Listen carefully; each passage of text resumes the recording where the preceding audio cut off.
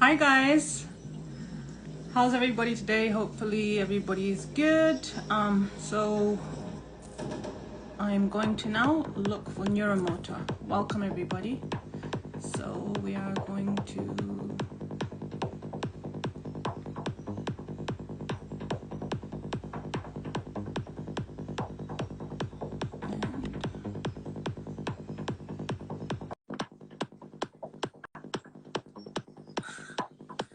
Hi guys, hi everybody. Hey. Hi. Hey. How are you? Good. Nice. In Japan. Cool. Can you hear me okay? Very good. Yeah. Is the music too loud? Should I turn it down a little bit? Or is it okay? Okay. I mean, for me, it's okay. It's fine. How are you? Good. It feels like summer is finally coming. Ah, nice. Yeah. Cool. So how's everything with you? So you're in Japan now, yeah? Can you hear me? Yeah. Yeah. Yeah. You in Japan? Yeah. I'm in Japan. Yeah, it's pretty cool actually. It's been a month and a half already. Yeah, I since can hardly. September. Your volume is a little bit low, Fred. My volume? Yeah, I don't know. Can you hear me better now? Yeah, a little bit. Yeah. Okay. It's been a long time, huh? Yeah. Yeah, it's been a long time since I've seen you, for sure. Yeah. So I wanted to start with I wanted to start like ask you you know when you how you started getting into like the electronic and you know the electronic or trance scene. Sure. Yeah, when was that and how did it come about? Actually, I started when I was a kid. My dad has nightclubs, so since I was 2 years old, I was in the nightclubs all night longs, because my dad just anyway left me there. And so at the age of around 10, 11, I was playing DJing for after party for my parents. I mean, my mom, they were separate, but my mom was working in another club in another city, so I would be with her, either with her or with him. And at 6, 7 in the morning, when the club was closing and the people were out, so they had their after party kind of thing in between the people that were the workers of the clubs and everything. So I would generally take the records and stuff to play, right? So that's how the DJ first approach happens to me. But before that, Oh, I studied music when I was 7 with piano. I was in the piano. Conservatory of Okay. Music, yeah. And at the age of 12, I had a band of hip hop. So that was in 85 or 86, something like this. And we're starting to tour a little bit in concerts and I mean clubs, little clubs here and there. And then one day we had this concert, and it was the guy was playing after. It was more like a new beat, this new beats kind of almost there to acid house. So that was my first encounter. It was like what, 15, 14, 15, and I fell in love. So I was like, wow, that's where I want to go, right? Okay. So I've been digging in all electronic music since then. And then in 90, I think 93, I was in the Caribbean in St. Martin Island, and I was kind of managing the Amnesia over there. I was Oh. organizing parties there, so I started to do one party a month of trance. It was the kind of the early beginning, coming the wave of between acid house, transcore, and Goa trance arriving, at that period of time. And so yeah, that's when really I get deeper and really acquainted to trance, basically. Okay. Yeah. And so So I was promoting and organizing the parties, and then I was starting to play with that at the time. About the that I was playing on that, like the whole story, right? And it becomes a bit more serious in 95 when I went resident DJ in Ibiza at this place called Kumaras. okay. And yeah, and then I took it from there. Actually, that Ah, okay. So that was in the early 90s then, right? yeah. Okay. And so when I mean when you started DJing, what did you start DJing on, Fred? What equipment were you using back when you Uh, started? at at the very beginning was records, like With because I records? was I was playing like rock, electro, wave, new wave, all these kind of things. When I was younger, Okay. and then I went into hip hop, so I was mixing funk, hip hop, and so with records. And then because of the format and the music and how we could get the music with trance, then I bought DAT players and big, Okay. and then went on that. Like You because the music was not be found. You couldn't find I mean, you know the story. You couldn't find the music, so just some friends, producers, and like was giving the music, sharing the music, and then you play it like this, and then step by step, then the CDs around 95, yeah, 95, 96 started to take over. So then I jump into CDs basically. Oh, okay. So you changed then afterwards to CDs. Yeah. Quite soon, Okay. actually. Yeah, And quite. when was your first like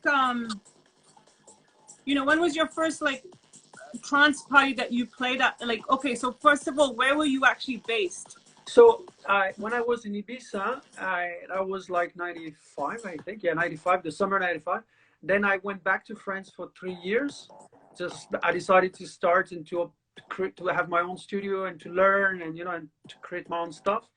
Uh, I think the first party was in 90, like the first really nice party kicking was together in 97 or 98 in south of France for this guy Lelf, Manu, and was you Planet Ben, Blue Planet Corporation, Hyper Frequencies, Ninja. You remember Ninja, no? Right?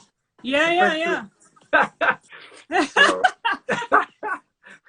so so yeah, that was like the first one. I had my live set, and I was coming with like back in the day, it was all the equipment and the story, right? So Oh, um okay, so that was so your that, first gig. yeah, that was the first. I mean, that was not the first one, but like because I've been playing many small gigs here and there. Actually, I played once in 96 or 7 with Talamasca in Lyon, or around Okay. Lyon. But I was in my very beginning, still starting. It was for those guy spiritual frequency that became Hadra, basically, after.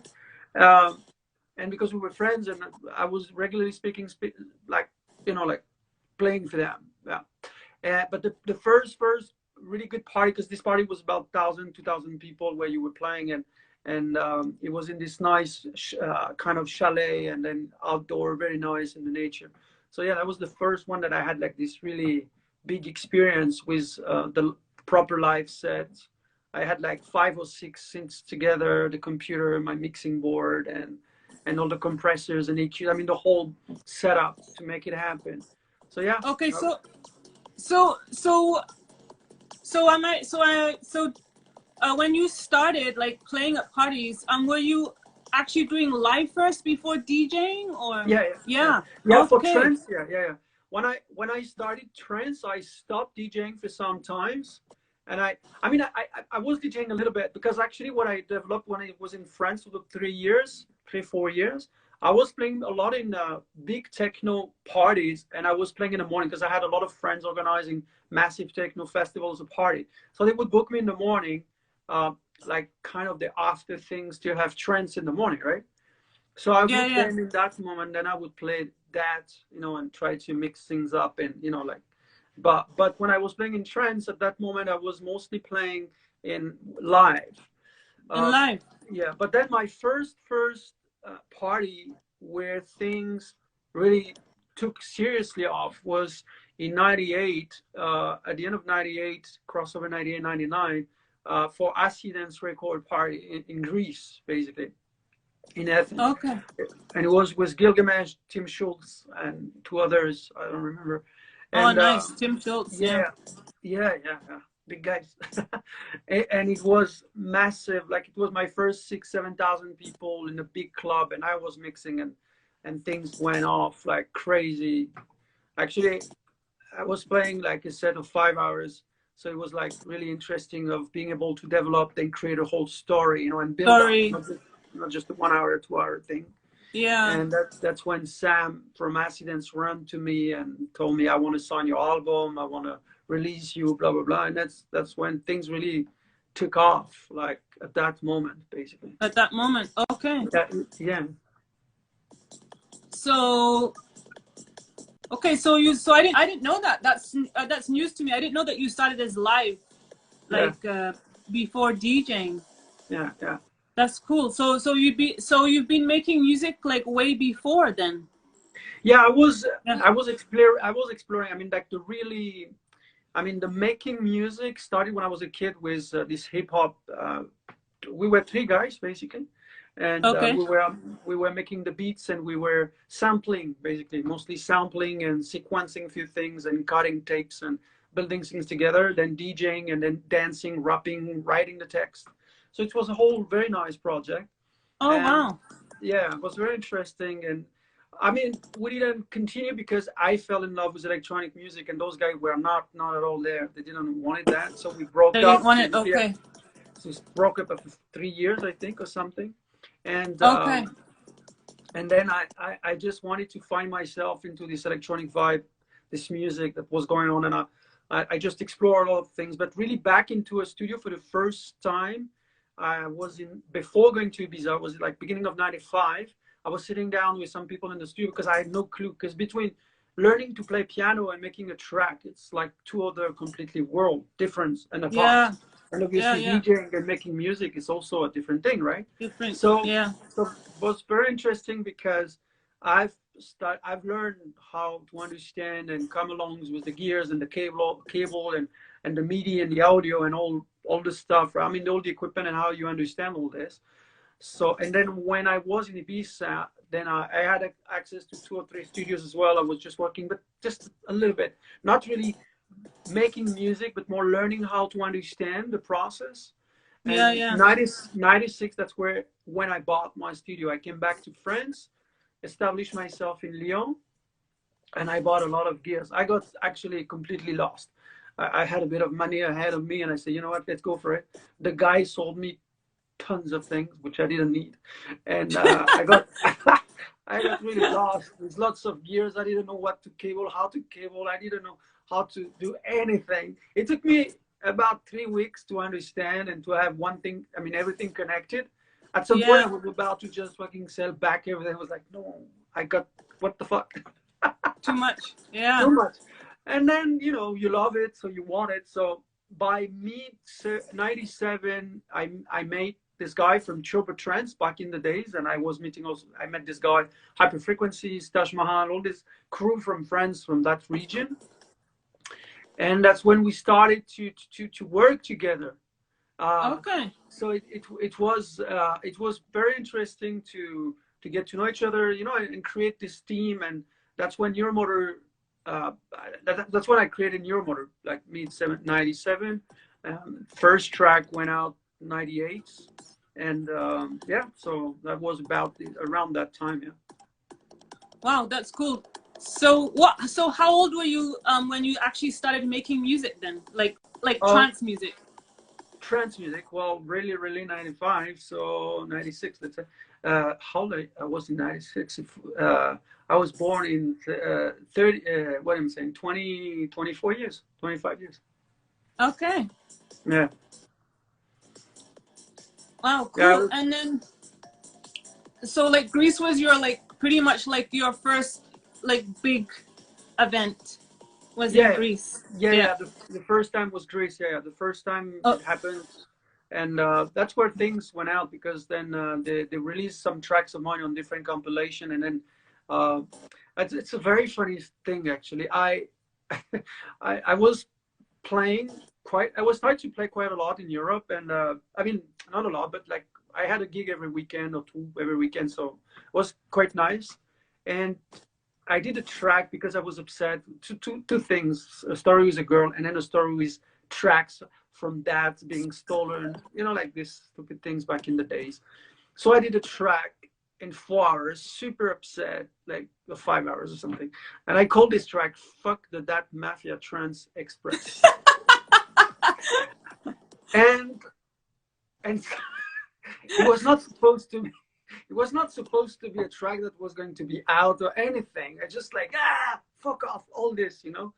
Yeah, Why yeah. people just have to be like this and act like it's a mafia and like stealing the music, and I was seeing some of my new tracks online. People, it's okay, you know. I mean, it's fine because now you understand how it works and everything. But at the moment, I was young and I was like all upset and Yeah, frustrated. emotional. Fully. I did just understand at this time that it was good for me actually. But anyway, and then I sent this track to some friends, and somehow this track was blasting all over the place. The Oh, late, really? Hey? yeah, it became big, and that's how my name came out more. And then I remember a lot of artists were contacting me and wanted to have my music, and so it just like went up, and I was like, wow, Went you up. know, you don't control that thing. It just it Happens. happened. Yeah. It happened. Yeah. Even though you work for it, you know that's what you want. You work for it. You focus. But there is a part that you don't control. Obviously, you're not in Yeah. control of every aspect, right? That there is just Exactly. what you're in control of. It's what you do and how you work every day, Yeah. your Yeah. discipline, your focus, and everything. And then one day things just bam, and yeah, that's what happened. This guy, accidents, called me. I remember because I was poor. I was broke. I had spent all my money in the studio. Just for the funny story, I have found a school in Lyon that has, because I had a lot of gears. I didn't know shit. I didn't know nothing. I was just messing around. It sounds like I knew, but I didn't, obviously. And so the school, we made a deal so I could have all my studio in this room, in their one of the room that they have, because I was Okay. broke. I was totally broke, so I couldn't even afford an apartment. So I went in this room with all my studio. So they gave me the key, right? And they said, so in exchange, you can teach the kids, I mean, the student, right? And in my head, I was like, fuck, I hope they won't ask me too much because I really don't know anything. And luckily, they didn't ask too much, just little things here and there. And then I was living in this room. Basically, I was sleeping there. I was living in the school, so it was unofficial, obviously. So I was sleeping maybe 2 or 3 hours a night below the console. I had a big console, 32 channel, and that was crazy. So I was so broke, I would go and steal food in some whatever supermarkets around, and then come back and because I didn't want it to ask. I mean, I could have asked friends or I could have Yeah. whatever, you know. Yeah. But I just wanted no. It's I'm gonna make it. I'm gonna make it happen. You know? So somehow it was kind of interesting, and I remember this was a Monday or whatever something. Sam from Aston called me and say, "How you the guy, Neuromotor? Yes, me. What are you doing this weekend?" Well, I said, "I'm here. I'm making music in my studio." Making So would music. you like? Yeah. I said, "Would you like to come and play for a party here in Greece in Athens?"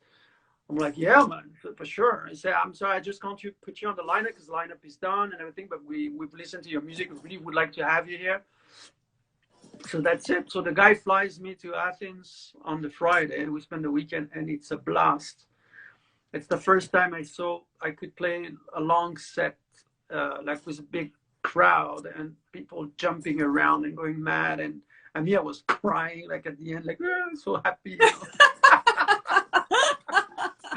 That was so funny, hilarious.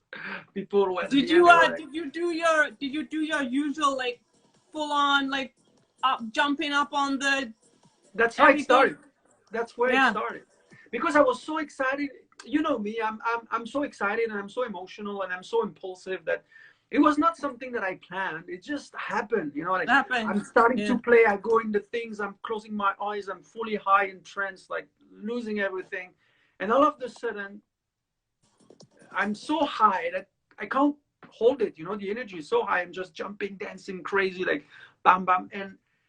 And the people, they go mad. They just ask for Yeah. more and more and more. Yeah. So I jumped. I went dancing with them, you know, and going crazy on the dance floor. And Stamati Sam comes to me, is holding me. Yeah, I want your music. Want to release your stuff, blah, blah. So I'm like, what the fuck's happening, you know?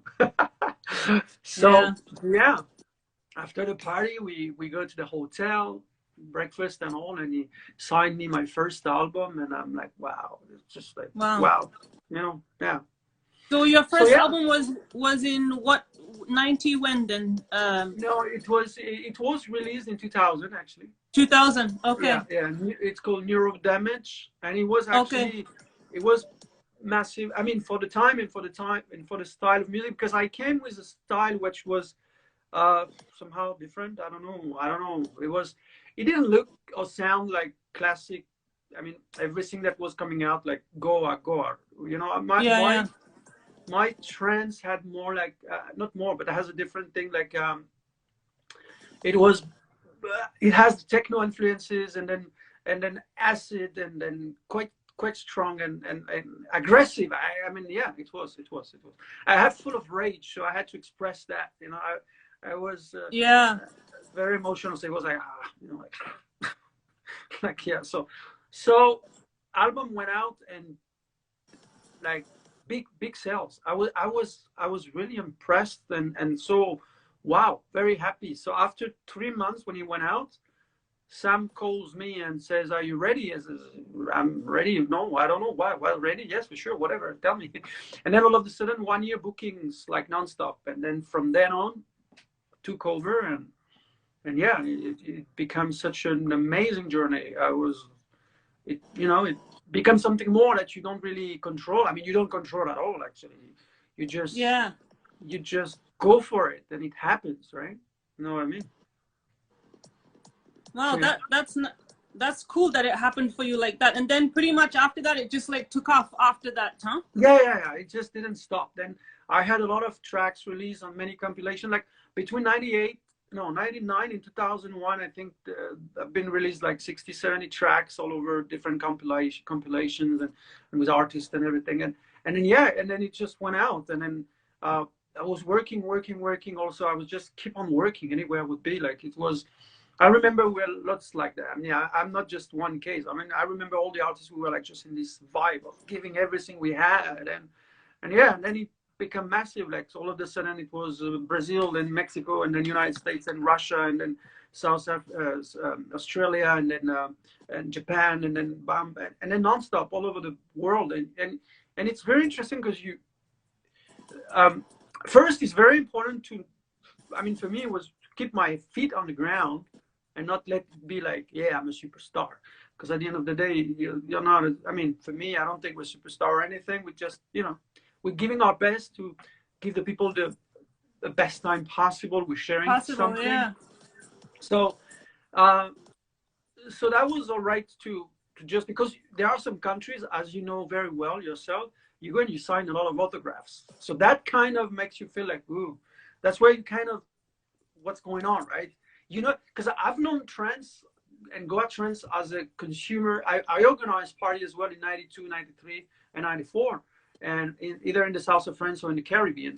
Um, and we were far, and the goal was not to fall into the star system type, the formats. Yeah. And I mean, the rave scene, I mean, I was in the rave scene for many years before, and that was really against that. That was like kind of taking the opposite direction that what concerts and pop stars and rock stars and, these kind of things. But there is things that you can't avoid, I guess, as human society in our systems. I don't know. It's just the way it is. But as you know very well yourself, Japan and Mexico and some of those places, people sees you as star kind of a thing, right? Yeah, So in it was very, Japan, well, yeah, for me, especially in Japan, like when they're fanatic about something or somebody, they're like, whew. yes, Yeah. And idol, become a big idol, yeah. yeah, become an idol, yeah, for sure. Yeah. Yeah, it's very funny because Yeah. then for me the work was really to understand that it's okay. It's not me. It's not personal. It's this thing, right? Neuromotor is this alter ego, so just keep it there. Try to keep your distance from that. Give your Yeah. best on stage. So what I did to work myself toward this, um, to not let my ego take over and become like, yeah, I'm the guy. Uh, it's becoming like super friendly. I mean, stay the friendly guy, and so very reachable, you know, like Fred.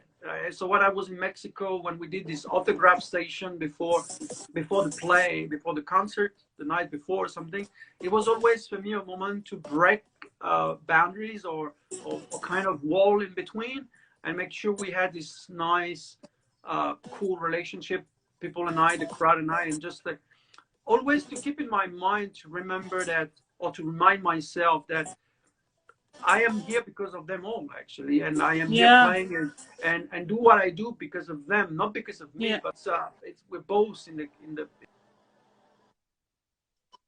game. But I mean, it is, if you don't have the crowd, if there is not an audience for you, then Yeah, exactly.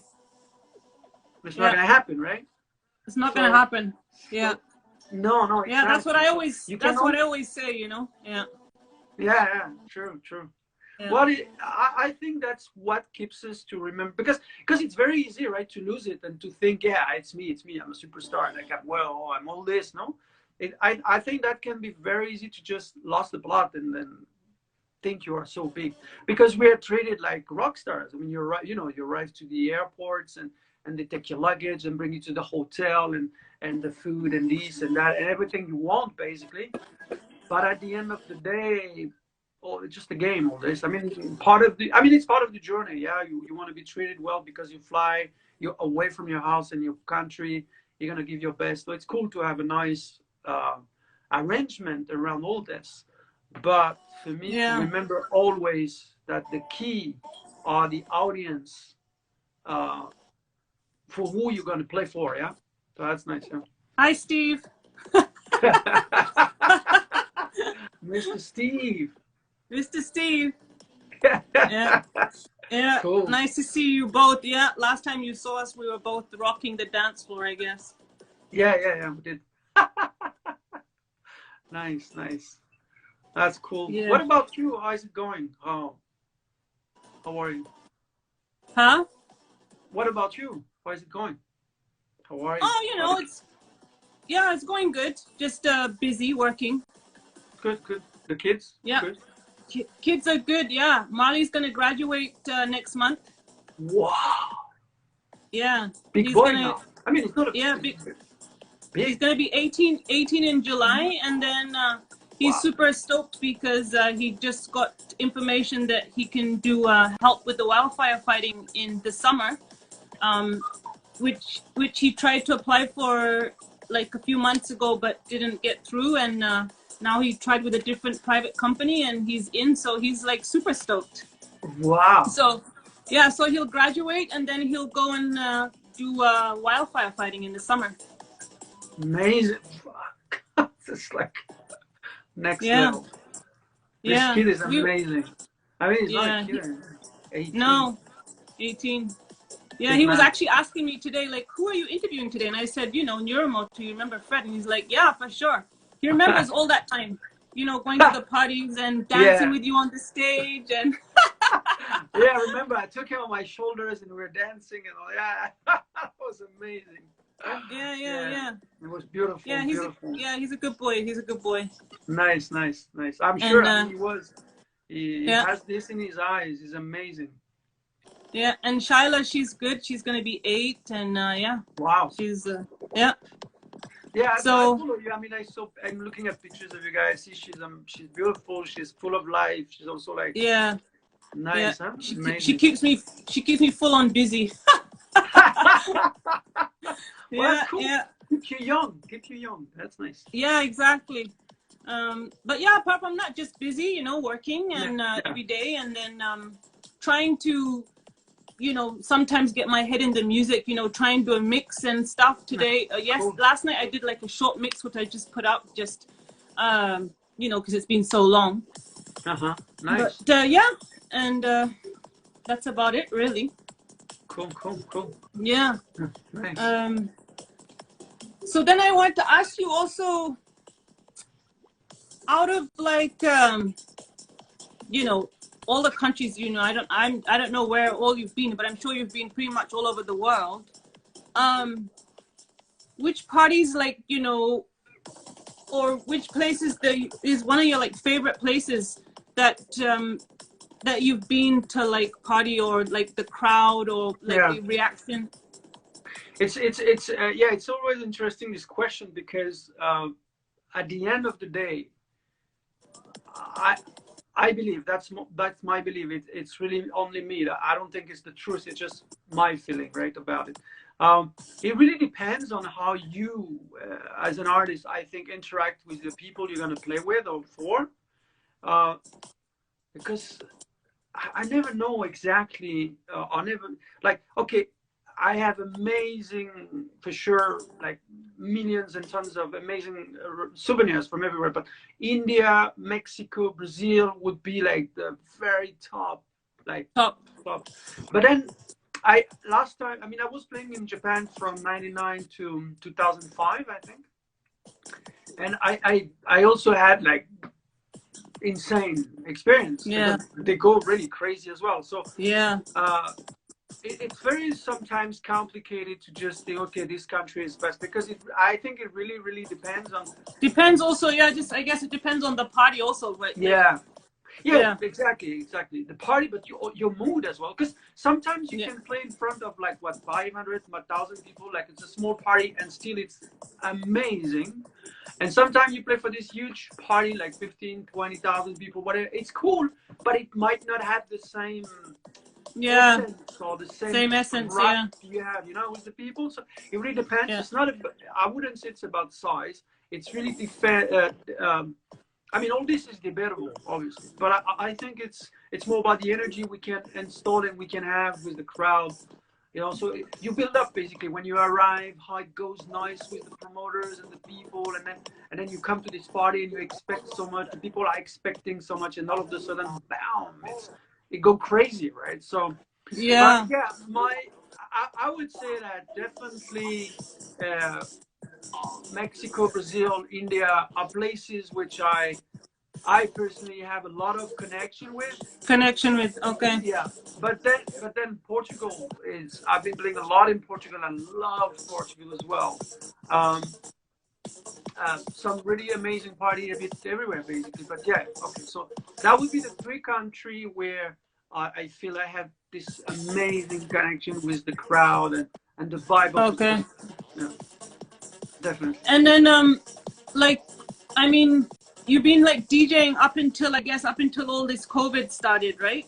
Yeah, Yeah. exactly. Yeah, I was in a tour. I was in Brazil, India, Canada, Mexico, France for 5 months uh, just before COVID. Actually, I came back home in 20th of February or something, and in March we were locked down. So, and I left home. I was touring since September, basically. So Okay. yeah, so I was I was kind of back. I signed with Blacklight Records, this very nice label, amazing record label from Italy, actually, and then back in the game and producing and making having collaboration with different artists, and also back in the touring, basically, because I broke for 5 years, let's say. I opened a school. I just wanted to change a bit the game. So, so you also had some time of DJing in between, like, Yeah. or did you continue, or did you like stop for a few years and then go No, back into? No. I still was playing a little bit here and there, but not like very few. Like since 2013 until 2000, let's say 18. So that 5 years. Okay. Yeah, I stopped producing. I didn't produce trance at all. Maybe one track or two, but max. And then yeah, I was playing a little bit, just a little bit here and there. Maybe I had 10 gigs a year that I would go for because they were very good friends, and was just for that. But yeah, basically I wanted to really like take it slow, much slower, kind of a break, and explore the things, because then I went into different styles of music. I started to do more like, because I became a teacher, I opened a school, and the school went really, really good. Actually, it was really fun. I had 8 students every 6 months, a whole program. Okay. It was like 5 days a week from 9 in the morning until 6 p.m. And the school was doing pretty nice. So then I started to do techno and deep house and electro and trip hop and hip hop and trap and all these genres that I wanted to explore as well. So super interesting. So So yeah. so you're still teaching, right? Yeah, I have a lot of Yeah. students. Yeah, I don't have the Okay. school as per se, but I give class online, You and give I have classes online. Okay. yeah, I have like 50 students around the world, and yeah, still can still do that. Yeah, it's something I And really then love. Actually. and then you're also you so I yeah, then I want to talk about like your different projects. So Yeah, you have like a rap project going on at the moment? yeah. Actually, Yeah. I was working for a guy that signed on. Is gonna. I mean, it's about signing on Sony Friends. It's a rapper, a young rapper that is gonna come out in the next year. So I've been Okay. doing hip hop. It's like lo-fi hip hop, really US type hip hop from the 90s, something pretty cool.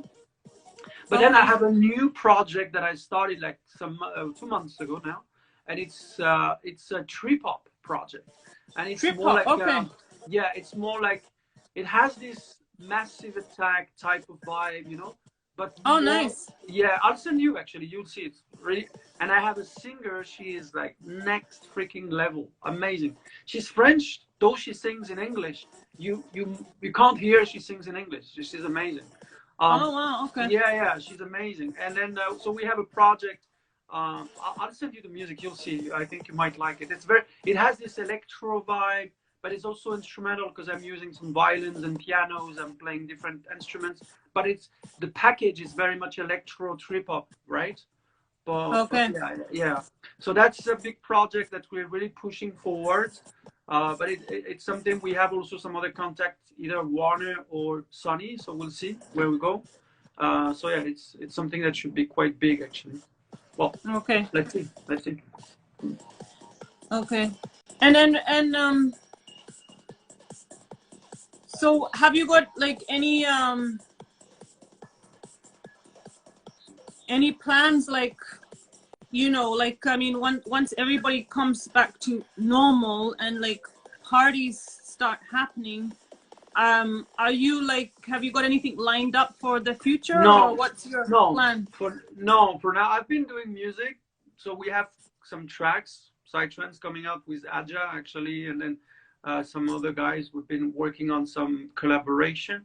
But the truth of the fact is, I haven't planned anything. I think Okay. this pandemic has taken me really somewhere else. Yeah. Uh, I must say. I went much deeper into mixing and producing for other people, other artists, and mastering as well.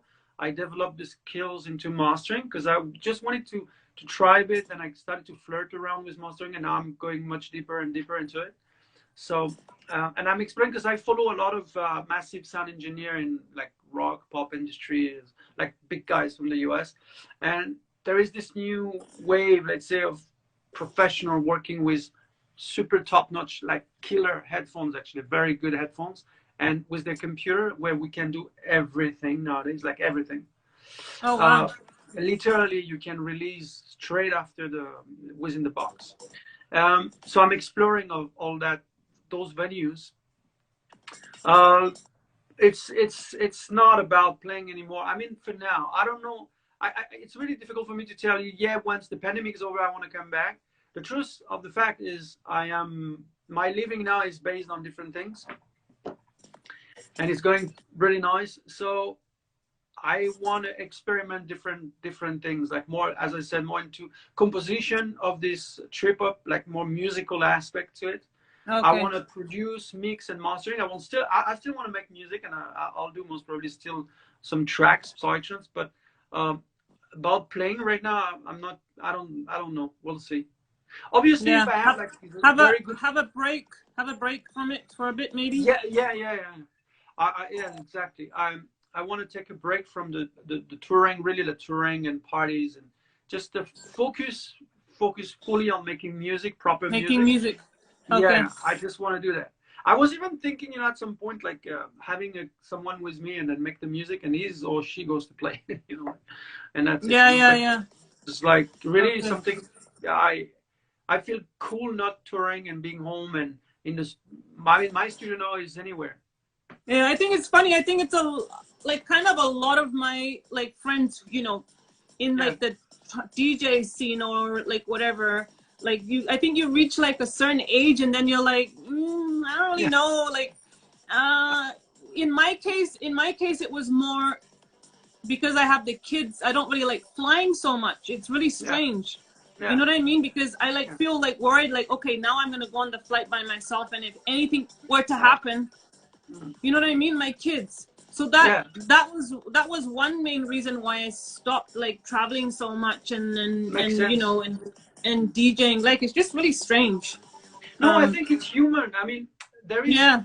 I mean, we have some exceptions of people still growing older and they still gotta do it and love to do it. I understand, and it's super cool, right? But I don't know. I just don't see myself as much. Okay, if there is a wonderful, and it's not a matter of size, but if there is like this super nice party, even small, by very good friends somewhere in this beautiful spot, blah, blah, well, you know, okay, that can be done. You know, like you go for a weekend. Yeah. Eventually, you take your kids or your wife or your husband. You know, you go like a package, and you stay vacation, and then you do this party because it's a very specific, special occasion.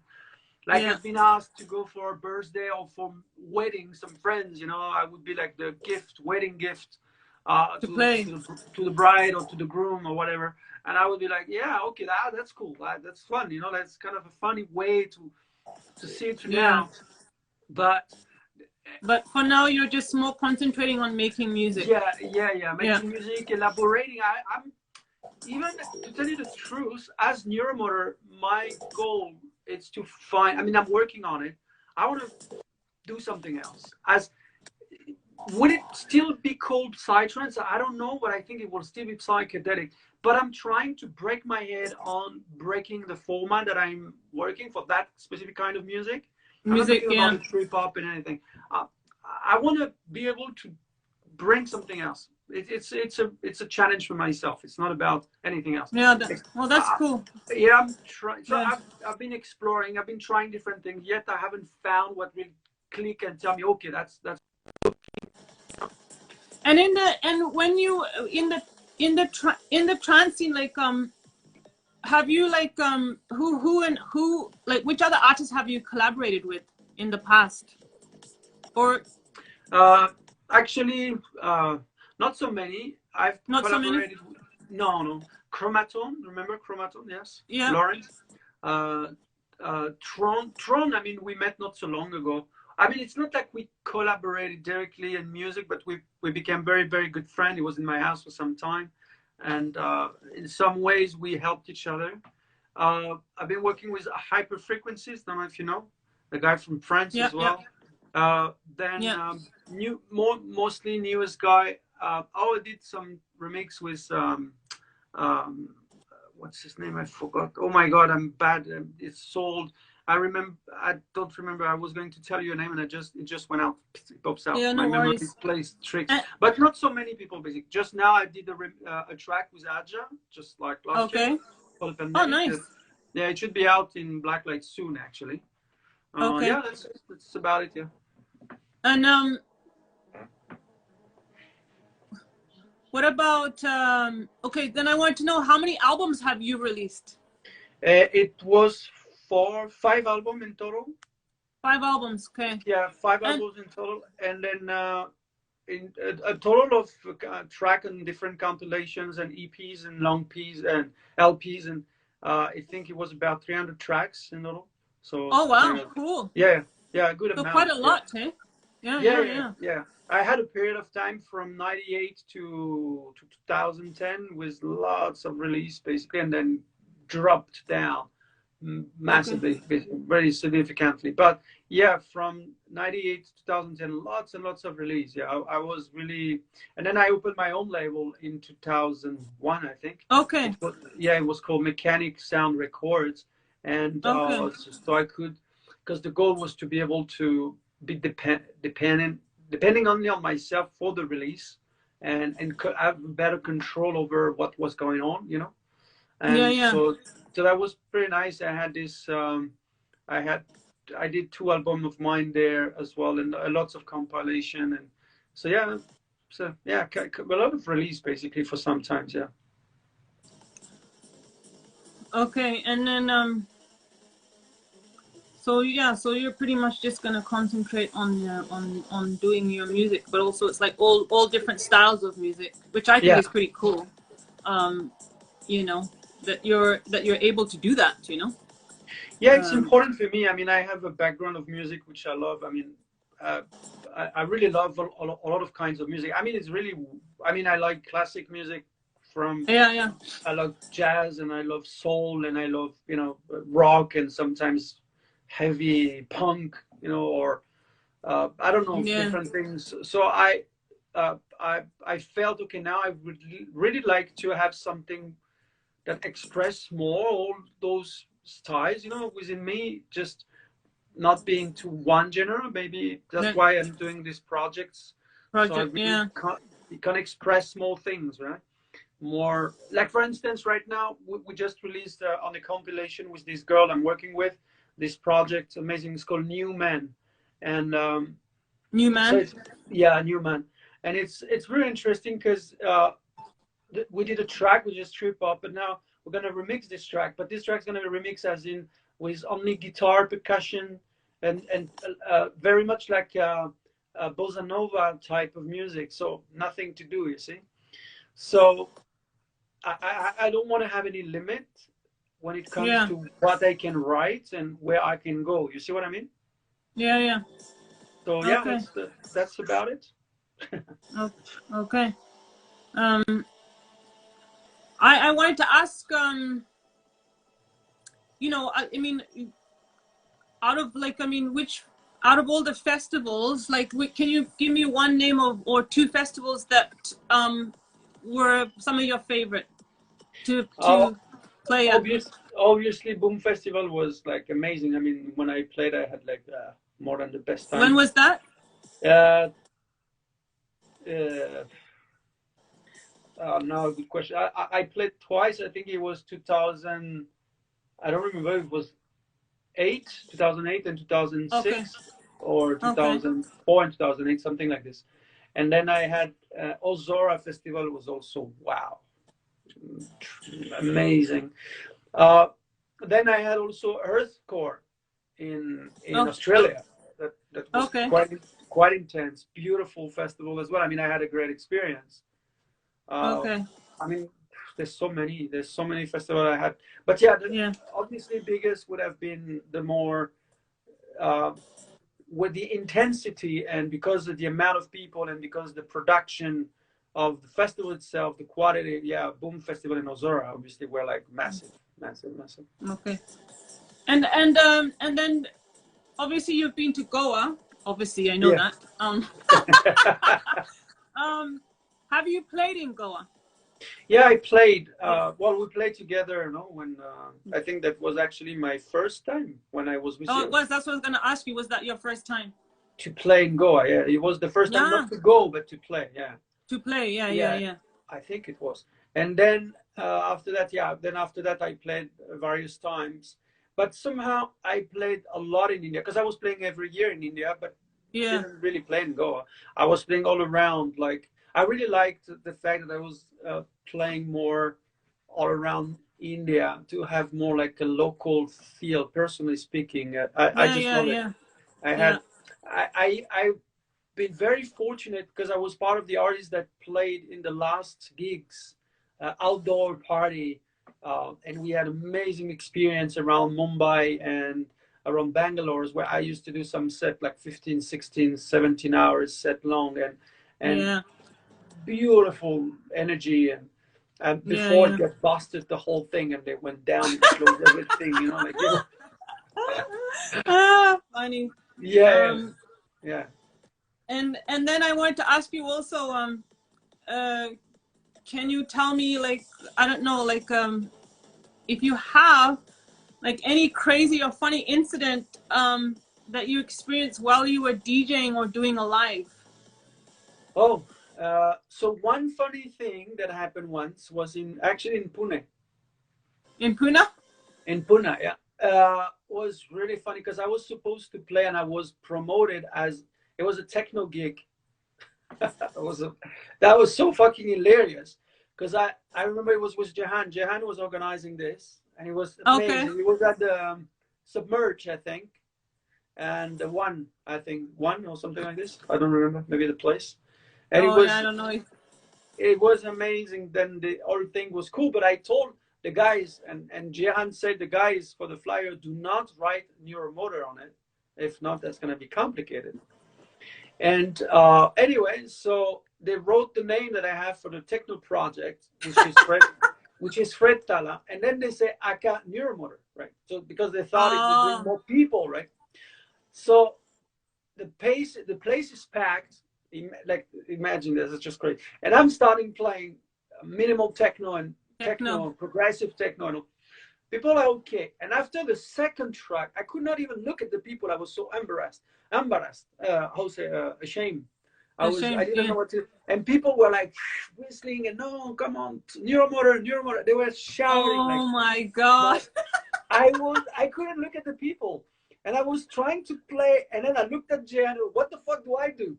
And Jen was like, I don't know what. So I don't know. No, I don't know. So he talks to the manager of the club, and yeah, no, let's play techno. And then did it because it was this period where things were a bit tough, and you couldn't really blast it too much. And then after some time, I said, man, I just can't continue like this. It's just impossible. I can't. And then so I transformed this. Luckily for me, I had brought, because I was going to play after that in a psytrance party. So I had my music with me as well. So I stopped the music and I said to the people, you want this, you asked for it, now you're going to have it. So I take the CD and I make a show out of it. Because I took the CD in the CD player, I cracked the CD, throw it on the dance floor and said, now you're going to have it. So I put a CD back with Neuromotor, and I put it at 155 and said, now you're gonna pay for it. And I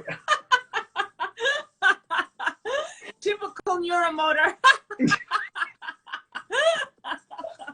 But that was very funny because I was at 120, super cool, groovy, techno, amazing. And then you went from that to like bang, bang, bang.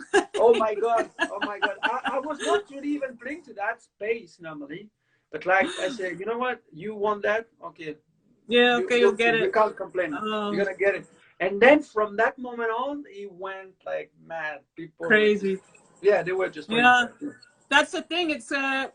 It's difficult, huh? When you, I guess, you know, as a DJ and everybody knows you as a certain style. Yeah. You know, even though it says techno or whatever. Yeah. The sound went off. Can you hear me?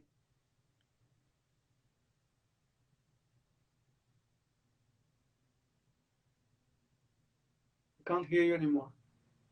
Hello? Hello? Can you hear me? I can't hear you. The fuck?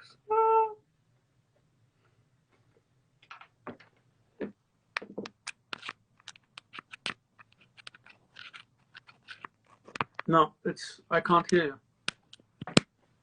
The sound went totally off. Hello?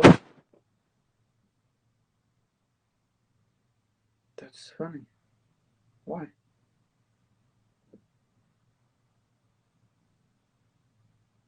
Hello?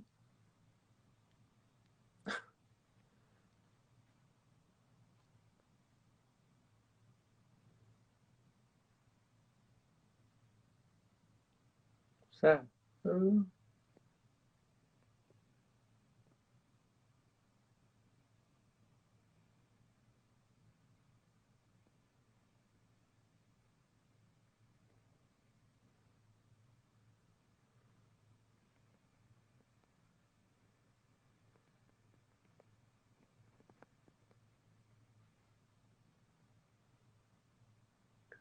I can't hear anything anymore.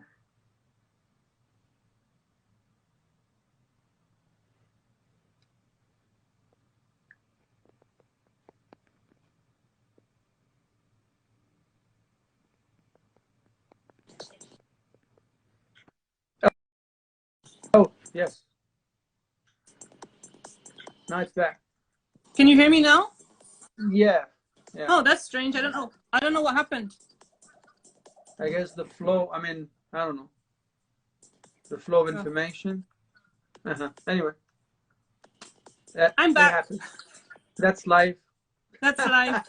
That's what happens when you have the internet. Exactly. Okay, so now you're in Japan for a while, and then you're going back to your No, home. I'm going to China after for another 7 months. Oh, really? Yeah. Okay. Yeah. Cool. It's pretty cool actually. It's quite a intense, nice experience. And like coming in Japan, not as touring, but as being here, as you know and you've experienced, it's completely different. It's so cool. It's really nice. I'm learning Japanese actually, so it's pretty nice. Oh. Yeah. So 少し頑張れ頑張って。Ganki.元気元気 Yeah. Todo genki. どうもありがとう。すいませ Arigato. ん。I don't, yeah, I can say a few things, not many though. No, me neither. I just started, so it's pretty Can cool. you see any of the comments, Fred? Because somebody here is saying, Fred, one more time, you have to come to Toronto. Welcome back. I don't know if you can read some of the messages. No, I can't. I mean, no, it's kind of stuck actually. I don't see much. It's funny. Oh, okay. Well, I guess for sure. I guess time is we're almost at the time limit here. Yeah. But it was great to talk to you, and you know, thanks for doing this. And thank you so much. Yeah, and I wish you all the luck with everything, and I can't wait to hear your new stuff. Definitely. I will send you right now. I will send you on WhatsApp. I'll send you the tracks. So you'll see. Yeah, I'm looking forward to it, and you know, hopefully we crop paths at some point. I hope so. And I really want to see your kids, and I really want to see Marley. Yeah. Please sending a massive hug from me. I will for sure. With him sometimes, and I follow them on their pictures and everything. Okay, I will do for sure. Cool, and cool. Yeah, and stay safe. Yeah. You know, I hope that everybody can get back to normal soon. Yeah, let's hope. Yeah. Let's hope it happens. Yeah, for sure. Yeah, yeah. So, yeah. And thanks for everybody here who's been supporting us, and Thank you so much. Sending all the love and everything. And I wish everybody lots of good vibes. Stay positive. Yeah. And keep the smile, keep the love, no matter what. Keep the high energy, because we need it. We need that. Exactly. And cool. You know, always be kind to everybody, please. Yes, exactly. Yeah. Thank you so much, Domino. You take care. I send you a big, massive hug. It was really good to see you again. And you. Yeah, we'll see each other soon for sure. Okay, merci. Au revoir. Au revoir. Bye. Sayonara. Cheers. Bye.